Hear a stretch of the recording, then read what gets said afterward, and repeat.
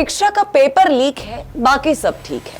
छात्रों का भविष्य लीक है, बाकी सब ठीक है। पेपर लीक का दर्द उन बच्चों से पूछिए जिन्होंने चंद घंटों में होने वाली परीक्षा के लिए पूरे साल मेहनत की हो और बाद में ये पता चले कि किन्हीं कारणों की वजह से पेपर रद्द किया जाता है। तो जरा सोचिए कि उन बच्चों के दिल पर क्या बीतती होगी। पेपर लीक होना कहना आसान है, लेकिन बच्चों के भविष्य के साथ खिलवाड़ करने की जवाबदेही किसकी है? इसकी जिम्मेदारी कौन लेगा? सत्ता में बैठी सरकार या सरकार को घेरने वाला विपक्ष?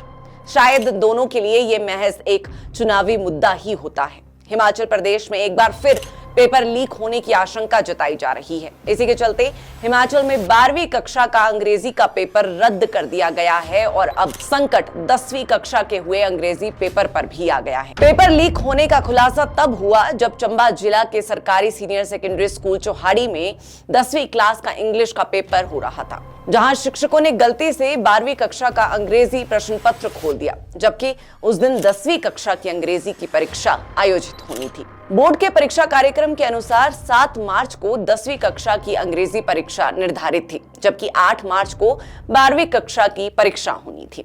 इस दौरान कुछ परीक्षा केंद्रों में छात्रों को ए सीरीज के प्रश्न पत्र दिए गए। उसमें पैसेज ए सीरीज तो ठीक था, लेकिन अगले पेज पर प्रश्न बी सीरीज से पूछे गए थे।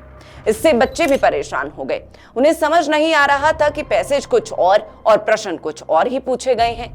कांगड़ा, मंडी, बिलासपुर और ऊना जिले के अलावा भी कई परीक्षा केंद्र ऐसे रहे जिन्हें इस प्रकार की परेशानी झेलनी पड़ी। जब ये मामला परीक्षा केंद्रों में टीचर के ध्यान में आया, तब जाकर बच्चों को सही प्रश्न पत्र दिए गए। हालांकि शिक्षा बोर्ड ने दावा किया कि पेपर सॉल्व करने के लिए बच्चों को एक्स्ट्रा टाइम दिया गया, लेकिन मसला ये नहीं है कि इस घटना के बाद कितना समय दिया गया और कितना नहीं। मुद्दा ये है कि ये घटना घटी कैसे, इतनी बड़ी चूक हुई कैसे। हिमाचल प्रदेश स्कूल शिक्षा बोर्ड में गड़बड़ कर कौन रहा है? पेपर लीक करने में किस किस का हाथ है?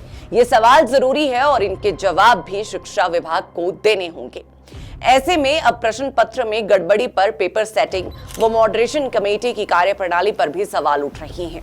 अब प्रश्न पत्र की गोपनीयता भंग होने पर 8 मार्च को होने वाली 12वीं की परीक्षा स्थगित कर दी गई है और फिर से होने वाले पेपर की तारीख भी जल्द घोषित होगी। मगर अब संकट 10वीं के अंग्रेजी के पेपर पर भी मंडरा सकता है, जो कि 7 मार्च को आयोजित हो चुकी है। 12वीं के साथ साथ 10वीं के पेपर को फिर से आयोजित करने की मांग हो रही है। हालांकि ये फिलहाल चर्चा है और इस बात को लेकर हम कोई पुष्टि नहीं करते हैं, लेकिन हाँ, हम इतना जरूर कहना चाहते हैं कि पेपर लीक चाहे 12वीं का हो या फिर पुलिस भर्ती का, इसका खामियाजा केवल बच्चों को भुगतना पड़ता है। इस तरह के मामले सामने आने के बाद कुछ दिन राजनीति होती है, सड़कों पर धरने होते हैं, सत्ता में बैठी सरकारों के खिलाफ नारे लगते हैं और फिर ये मामला ठंडे बस्ते में चला जाता है। आपका क्या मानना है और आपकी क्या राय है? कमेंट बॉक्स में जरूर शेयर करें।